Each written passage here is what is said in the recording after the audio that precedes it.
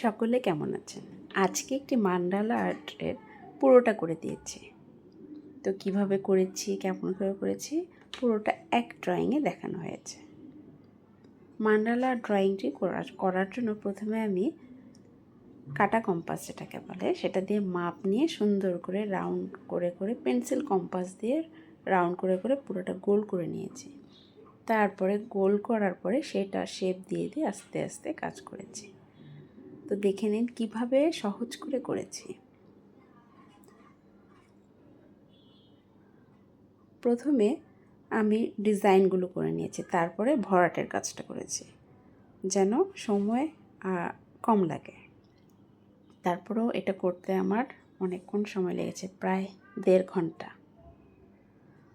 তো এতক্ষণ সময় ধরে করেছি, যদি ভালো লাগে একটি লাইক, কমেন্ট, শেয়ার অবশ্যই করে দেবেন।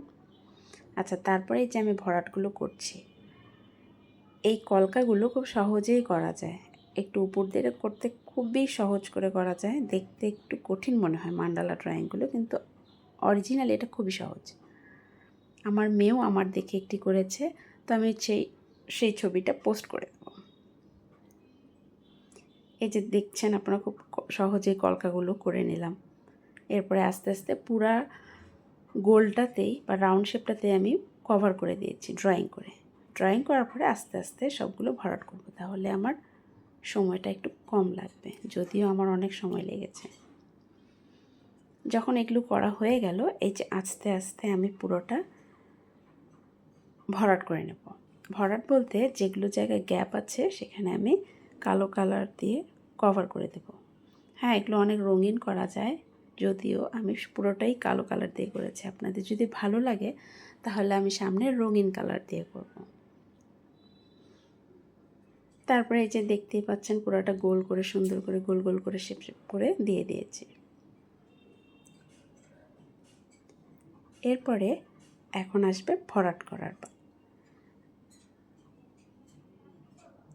এই যে আমার পুরোটা প্রায় শেষের দিকে ড্রয়িং করা, মানে মান্ডালা ড্রয়িংয়ের ড্রটা করা পুরোটাই এটাকে ডায়াফ্রাম একটা বলে আর কি।